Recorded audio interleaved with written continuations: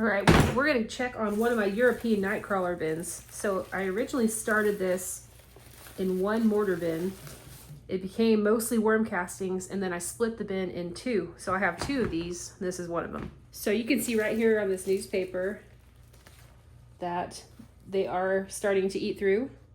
So like I said, with this newspaper, if you watched any of my other videos, they do eventually eat through it. I'll place that in a little bit. And let's go ahead and flip some of this up. You can see all this dark stuff is worm castings. So it's looking really good. When I split this bin, oh look, right here actually. These are two worms that are breeding. So they're linked up at their clitellum and making cocoons. So they are hermaphrodites. So they'll both leave with a cocoon. They both exchange DNA and they both leave with a cocoon. So I don't see that all the time, but that's a good sign. That usually means they're happy if they are breeding like that. So I do like to come in here and fluff this up. Like I said, they've been a lot happier because before I made a few video updates, like short videos, and a lot of this was worm castings. And I kept finding one or two dead worms and they didn't seem very happy. So I added a whole bunch more cardboard and they've been a lot happier. Here are some baby juvenile worms. So that means that there have been some cocoons in here and they're starting to hatch. And I'm not feeling any food. I'm gonna check this other side. There are foods like avocado skins, but as far as big food scraps, yeah, they've just been chilling in here. And way happier when I put more cardboard. You can see there's a bunch more cardboard, and I'm probably gonna have to add more cardboard here pretty soon. Yeah, tons of worm castings. This is very exciting.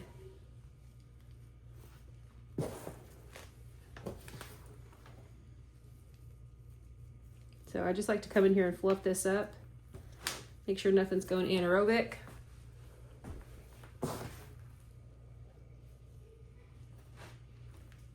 Here is, I put a nectarine in here, and there is the seed. And that is gonna take years to break down. You know, you could probably shave it down or maybe dehydrate it.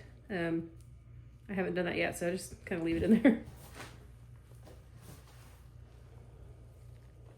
Yeah, this is looking really good. Lots of happy worms. I'm seeing lots of babies. This one is still a juvenile, but you can tell it's starting to get a clitellum on it. So it's almost an adult to where it can breed. But see, it's a pretty big worm, but it doesn't quite have a clitellum on it.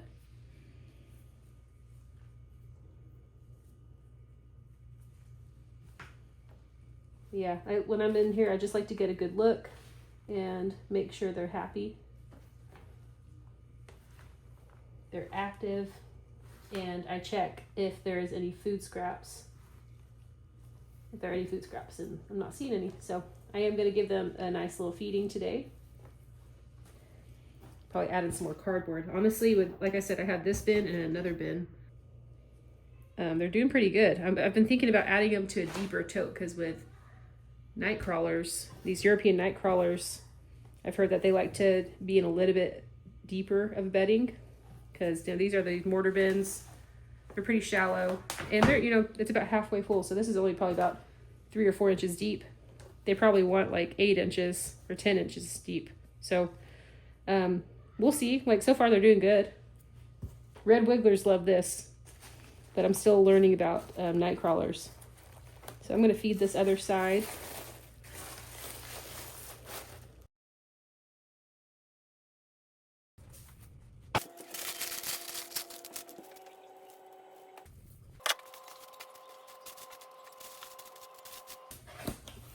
All right, here's my other one. Remember I said I have two. I split the bin because there are so many castings and I just let the worms spread out a little more. So again, look, they're starting to eat through this newspaper. So that usually means, that tells me I like to see the moisture level of this newspaper. And this usually means there's probably not very many food scraps, especially when they start eating this. The microbes will colonize on this and they'll start eating through it. So let's go and flip through here. Awesome. Look at all these worm castings. And there's still a ton of cardboard, but they're definitely working on this. And so this, you want to see the color in the worms. A lot of people freak out and say that's a jumping worm, but I mean, if you bug them for a second, they'll wiggle around, but then they'll stop. Asian jumping worms have little different qualities. Lots of babies in this one too.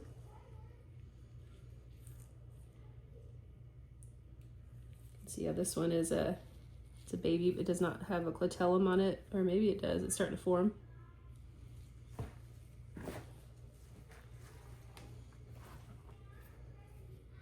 Some good active worms. Here's a good adult. You can tell this clitellum right here. That's an adult worm. That means it can make cocoons.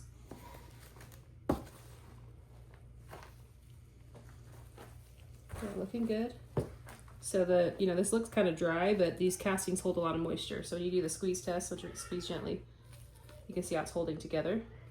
I probably could add a little bit more moisture, but I've noticed European Nightcrawlers kind of like it like this. A little bit drier, not too dry, but red wigglers, I feel like their bins are a lot more dense and moist, and they're fine. But European Nightcrawlers, at least from my experience, they have not liked that. So I usually leave it like this moisture level. Either that, or I was talking about this in a different video, and someone said to add more bedding and more moisture. So I'm still trying to find that balance. Still learning these worms. Let's check this other side. All this newspaper got eaten down.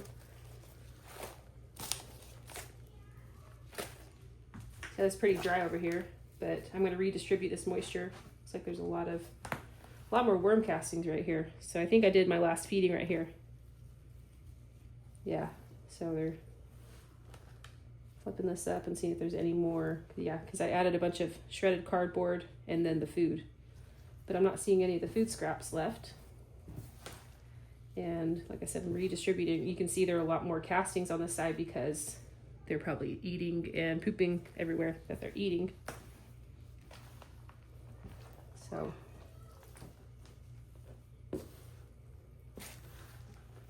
awesome.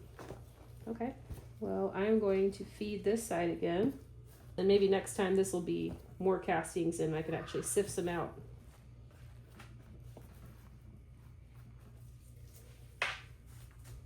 Bunch of cardboard. This soaks up that wet feeding because I like to put frozen food in. Okay, here's some frozen food. There's an avocado pit, orange peel, apple core, and I think that's an orange that went bad, and like a cherry. Got another apple core. I got these avocado skins. Just sticker on it.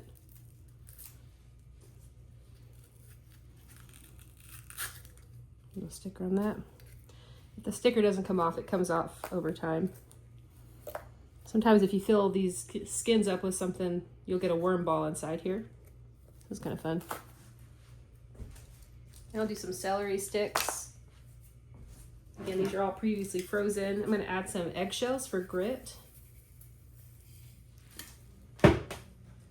And top it with some worm chow. Like oats and cornmeal and other stuff that's just added nutrients for them. Fattens them up too. And when I feed, I like to do a trench like this, and then I cover it up. And so yeah, as this defrosts, this dry shred is going to soak it up, so there isn't any standing water. That's the idea.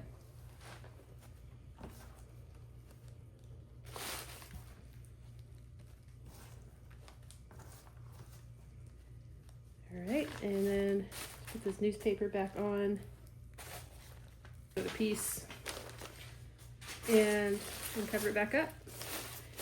And that's it. And so that'll probably take about a week, maybe a week and a half to finish. I'm going to check on this. Since I split the bin, there are less worms in both of them, but they're starting, you saw a bunch of baby worms and they're starting to multiply. So, but that's kind of like how I do a check-in and a feeding. And again, I'm still learning about European Nightcrawlers and their behavior. And I may switch to a deeper tote. And I might combine these bins and do a bigger tote. We'll see. But for now, this is good, and they look happy.